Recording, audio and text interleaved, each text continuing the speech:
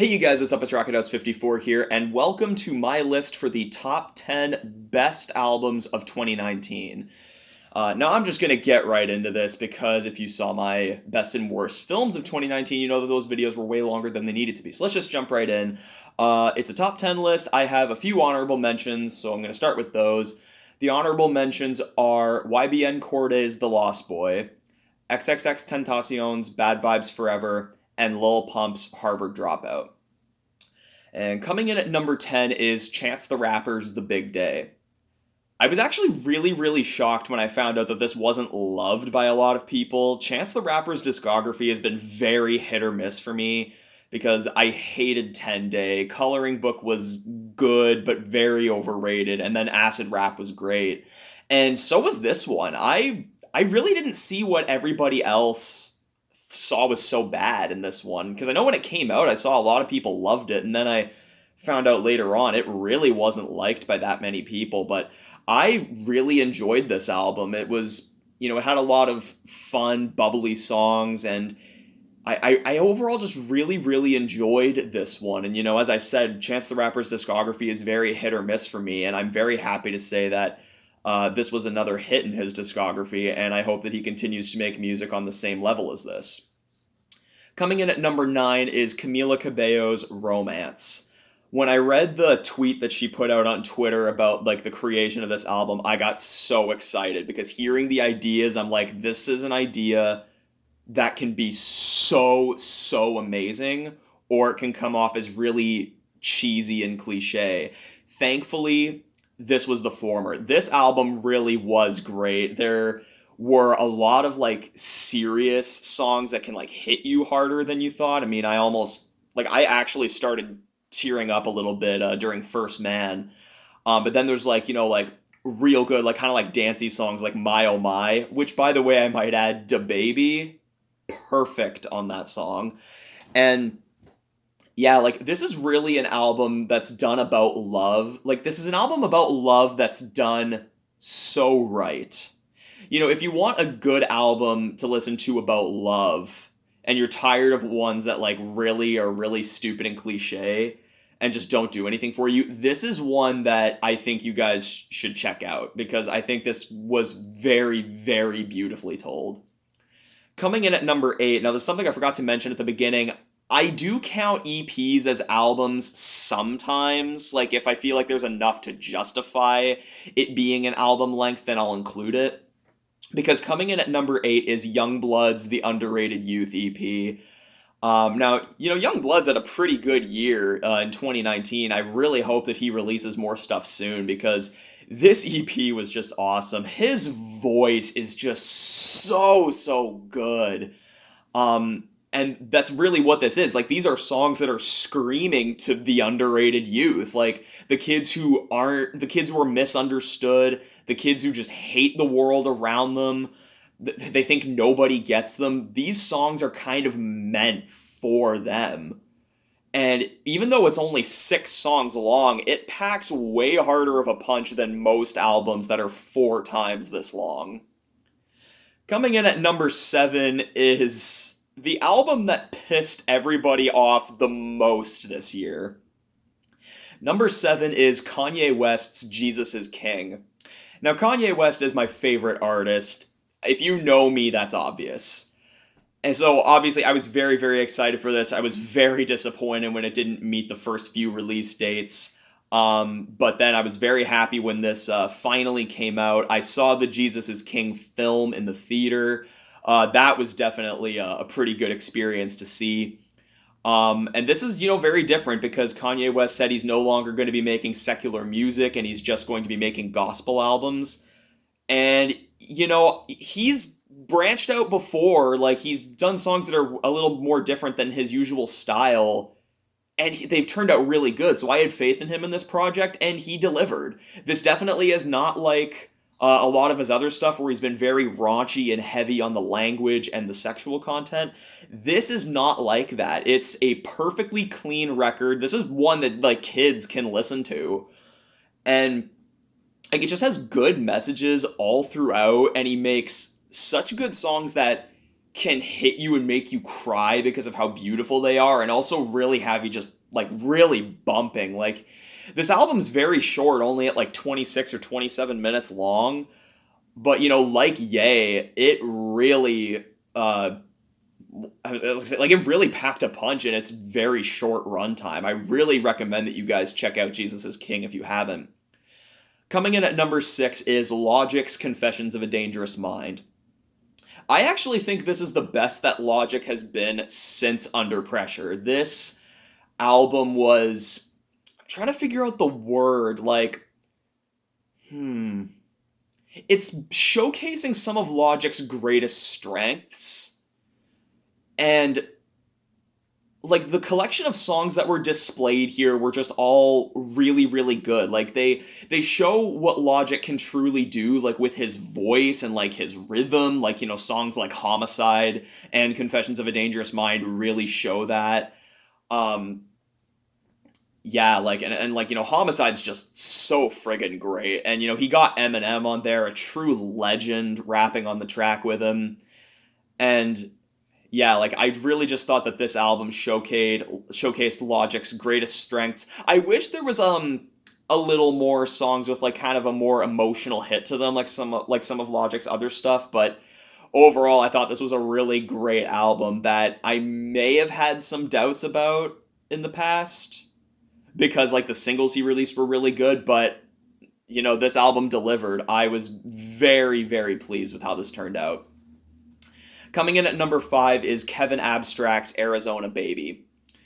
It's been a good year for Brockhampton. Kevin Abstract released a solo album, and then Brockhampton released their album Ginger. And I know that this album, I think it put Kevin Abstract through a lot of stress, because he openly said that he shouldn't have made an album, and he was kind of freaking out about it. But I mean, when you put out like two really good projects back to back, as well as walking on a treadmill for 10 hours straight, it's going to take a little bit of a toll on your mental health. But this album, while I did have one very big flaw with it, I still thought it was very good. And like with Confessions of a Dangerous Mind, it showcased the artist's greatest strength. It shows what Kevin Abstract can do in tweaking his voice and making it just right. He explores some nice themes on here that are shown in a very creative way. He has a song about a first love on here that's just beautiful. And and it also has a couple really good summer jams on here. So, complete package. Coming in at number 4 is Ariana Grande's Thank You Next. I was scared as hell for how this album was going to turn out, because I was like, okay, like, she just released Sweetener not even 6 months ago. There's a very big chance that this could be terrible, and thankfully it was not. This album, I was very, very surprised. It was my favorite album of the year for a little bit. There was a lot of craft and care put into the songs here. It seemed like she was going through like a really tough time and put that in her music, and it really did show, especially on songs like Thank You Next and Ghostin'. It really showed there. And I know you're probably going to see my best songs of the year list after this. I was going to put Thank You Next on there, but then I watched It's Just Jordan TV's best songs or best albums of the year list, and he pointed out that Thank You Next was actually released at the end of 2018, which I forgot about, like the song, not the album. So unfortunately, I couldn't put that on my best songs list, but Thank You Next was a great song with a fantastic music video. Seven Rings is really good and catchy. Same with Break Up With Your Girlfriend, I'm Bored. There was really a lot of craft and care and pure emotion. Like, the songs in here came from a very personal place. And in a lot of artists' music, when that happens, they make some really great stuff with it. And I was so impressed with how this turned out, especially since this was Ariana Grande's second album in less than 6 months. Coming in at number 3 is Young Thug's So Much Fun. I was very unsure of what to think of this one because I haven't listened to a lot of Young Thug. And I was blown away at how really the title says it all. This album is so much fun. There's just a lot of like good summer bangers on here, a lot of really good dancey songs. The features on here are just awesome. Like he has such a huge list of features that really brought the album together to truly be what it was. And the deluxe edition, which was just released a few weeks ago, released 5 new songs that were really, really good. Um, yeah, as I said before, this is the title of this album says it all. It really is so much fun. He really put a lot of care into making this sound the best it could have been, and I am very happy with how it turned out. Coming in at number 2 is Post Malone's Hollywood's Bleeding. I don't even know. Do I need to say anything anymore? I mean, Post Malone's just been churning out fantastic stuff after fantastic stuff. Like, Beer Bongs and Bentleys was actually my second favorite album of last year, and Hollywood's Bleeding is my second favorite album of this year. There was not a single song on this album that was bad. He, as with Young Thug, with Young Thug So Much Fun, he brought the feature list to incredible heights with Take What You Want. Like, I never thought in a million years Ozzy Osbourne would be on a track with Post Malone, but oh my god, it sounds so good. And, even though this was released on the Into the Spider-Verse soundtrack, but Sunflower, so good. Goodbyes, Hollywood's Bleeding, just so... Every song on this album is just the best. Like, I'm starting to wonder how he makes so much good stuff in a very seemingly short amount of time. I cannot wait to see what he's doing next. His voice is just phenomenal. He just knows exactly what to do. It seems like it's almost effortless to him given like the quality of his 3 albums that he's made to date and like just how good they are especially in such a short amount of time. And coming in at number 1 is Machine Gun Kelly's Hotel Diablo. This was an album I was not expecting to love as much as I did. This album was a weird turn from what I know about Machine Gun Kelly, because I know he's a rapper.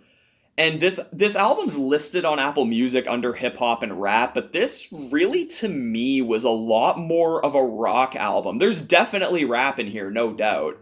But to me, it was a lot more of a rock album, and songs like I Think I'm Okay really showcase that. And, I really hope that Machine Gun Kelly makes more stuff like this album, because the rock-infused stuff was the best parts of this album.